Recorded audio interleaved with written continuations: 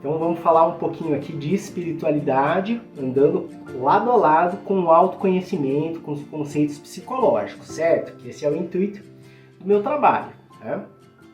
Então a gente tem aí, através da física quântica, várias descobertas que foram feitas, né? Então a gente vai pegar uma específica para fazer um paralelo do processo de incluir as nossas sombras, integrar as nossas sombras com uma questão espiritual que também está sendo fundamentada pela física quântica, ok?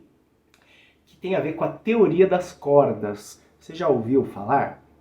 Então, através desse estudo, a gente já sabia, né, que nós vivemos na terceira dimensão, né? O que é essa terceira dimensão que eu sempre falo, né? Que o mundo está orientado em 3 dimensões, que é a largura, a altura e profundidade. Tudo que existe tem 3 dimensões, né?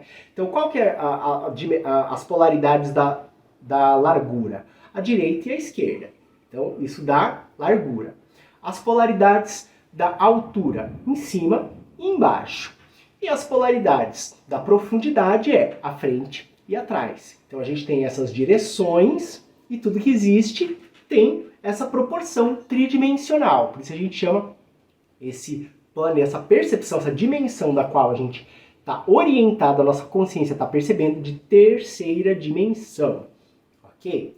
A física quântica, ela veio trazer para a gente a percepção de que o tempo é a 4ª dimensão. O tempo existe e não existe ao mesmo tempo, não é verdade? Quando a gente está aqui pensando no agora, focado no presente, a percepção do tempo é uma. Quando a gente olha para trás, a gente tem uma percepção que o tempo ele é contínuo. E aí a gente percebe a realidade pensando no passado, no presente e no futuro. Então é assim que a gente percebe o tempo da terceira dimensão. Mas fora da terceira dimensão, o tempo ele acontece de maneira diferente. Sem essa percepção, como a gente conhece, de passado, presente e futuro. Ele acontece, essa percepção que a gente chama de cronológica, né? Ele acontece de outro modo.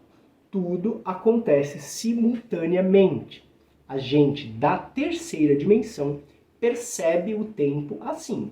Passado, presente e futuro. Mas existe nessa teoria uma percepção de que o tempo é uma espiral. E que conforme as coisas vão acontecendo nessa espiral, se a gente pudesse olhar por cima dessa percepção temporal, fora da terceira dimensão, nós veríamos tudo acontecendo ao mesmo tempo, certo? Eu peguei aqui uma coisinha para usar de amostra, que eu acho que é uma coisa interessante para a gente ver, embora seja um pouco ridículo, que é um papel higiênico, um rolinho no final de papel higiênico. Então vamos imaginar que a gente percebe o tempo assim, ó. Ele vai se desenrolando, né? Porque a gente está na mesma altura da terceira dimensão e a gente percebe o tempo se desenrolando. Olha que exemplo mais, recurso didático mais precário que eu peguei. Se eu estiver fora da terceira dimensão, eu vou olhar o tempo assim. E eu vou ver todas essas voltas da espiral desse rolinho de papel higiênico acontecendo simultaneamente. Então você teria essa visão, certo? Que é diferente de ver isso aqui se desenrolando, parte por parte. Então essa é a visão fora da terceira dimensão do tempo. E como o tempo ele acontece cronologicamente, então a gente nasce, cresce, se desenvolve, tem a nossa vida, vai envelhecendo. Quando chega de volta ali no ponto, a gente morre, né, e reencarna. E a gente continua nessa espiral evolutiva. E aí morre de novo, e aí reencarna, certo? Se a gente tem coisas no nosso inconsciente que a gente não sabe o que são, muitas vezes a gente fala assim, isso é um karma da minha vida. Pode ser que algumas coisas sejam kármicas, mas não no sentido do pecado, que eu sou um pecador, ou que eu fiz coisas horríveis. Olha, se a inteligência divina quisesse que a gente soubesse ou que a gente se sentisse pecador, a gente nascia se lembrando do que a gente fez, tá? Mas assim, provavelmente a gente fez outras coisas das quais a gente não conseguiu aprender o que seria o melhor. Então a gente está tendo outras oportunidades para integrar todas as partes que a gente não conseguiu integrar antes e que viraram coisas ruins, se manifestaram como coisas ruins, certo? E o que são essas outras partes? Elas conectam a gente com o quê? Dependendo da linha que a gente segue, espiritualista vai falar que são espíritos obsessores, que estão fazendo coisas na nossa vida. Mas a gente já sabe bem que na maior parte das vezes, essas coisas que vêm e que falam, que se apresentam como espíritos obsessores, não necessariamente são espíritos obsessores, não. São as nossas sombras que são autônomas e que ganham voz. Não é verdade? E aí o pessoal vai lá e doutrina e faz aquele trabalho de reconhecer e de perdoar, não sei o quê. E aí, ou faz a limpeza, aquele descarrego, aquele negócio para afastar o espírito obsessor. Não faz isso? Não é assim que acontece? Mas assim, o que é que são então esses espíritos obsessores? Provavelmente, na maioria das vezes, eu tenho a minha fé hoje, independente de religião, né, e eu tenho contato com as consciências que me orientam, né, que você pode achar que são questões psíquicas minhas, tudo bem, mas dentro do meu conjunto de símbolos, dentro do meu aparato psíquico, elas se apresentam dessa maneira. Então eu tenho aqueles que vêm me ajudar, que vêm me orientar, que são aqueles que eu peço ajuda, que eu peço proteção, que eu peço luz para entender as coisas que eu não consigo entender. E tenho aqueles que eu percebo como aqueles que me causam sofrimento, que a gente acha que são espíritos obsessores. Mas, fora da tridimensionalidade, o tempo não é uma espiral.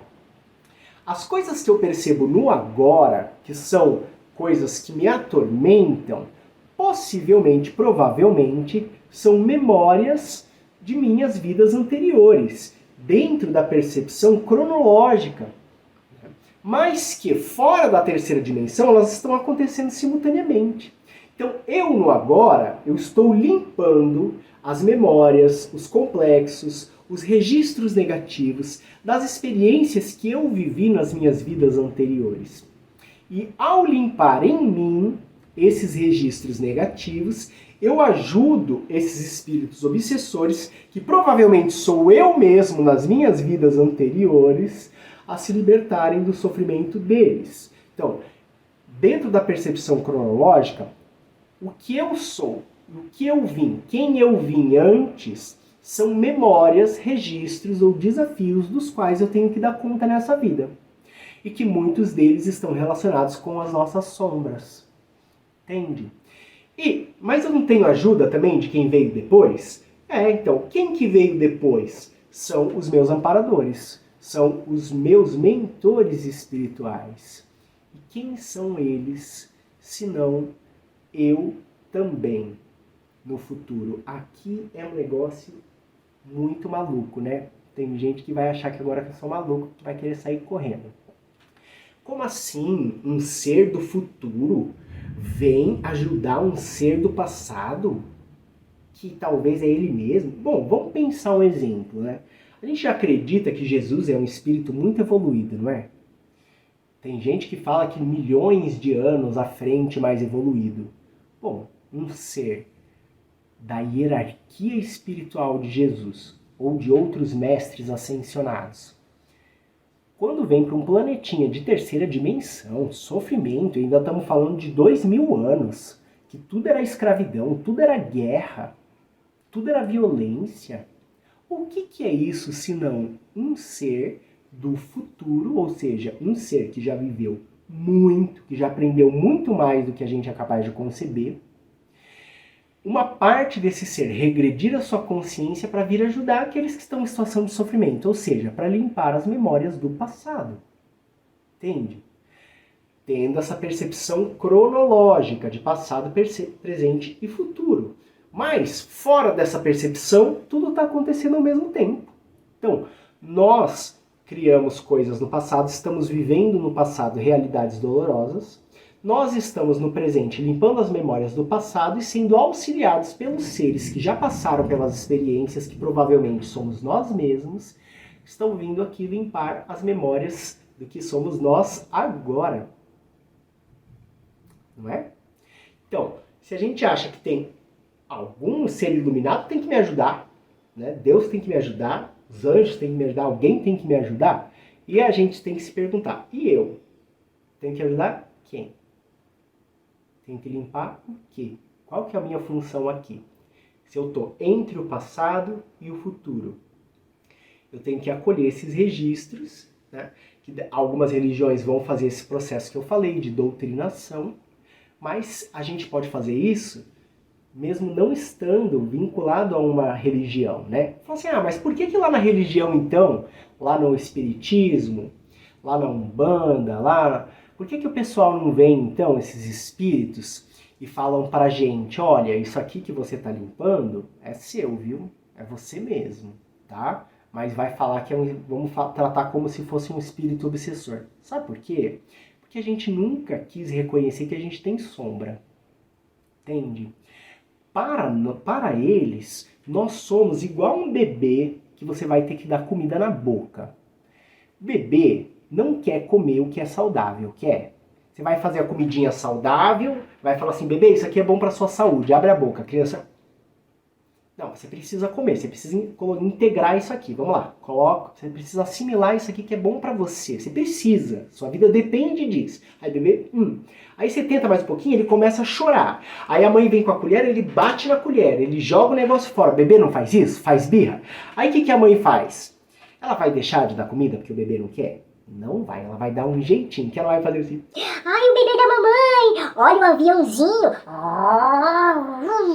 Olha, o avião vai entrar agora na boca! Cadê a boca? Abre a garagem pro avião entrar na garagem! E aí coloca a comida na boca. Olha o outro aviãozinho! Não, a mãe não faz assim?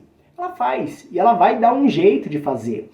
Porque o bebê é um bicho besta, não consegue. A mãe tornou aquilo ali algo que ela pode aceitar, então a criança vai e come, ela dá comida na boca. E é isso que está acontecendo com a gente, entendeu? Até agora, nós estamos sendo tratados como bebezinhos, colocando sempre o mal fora da gente, colocando sempre as coisas que a gente não quer como espíritos obsessores. E aí a gente vai fazendo isso na velocidade de um bebê. Mas nós já saímos do berçário, meu bem. Tudo que vem agora vem puxando para a autorresponsabilidade, que é diferente de culpa e diferente de punição, de responsabilidade.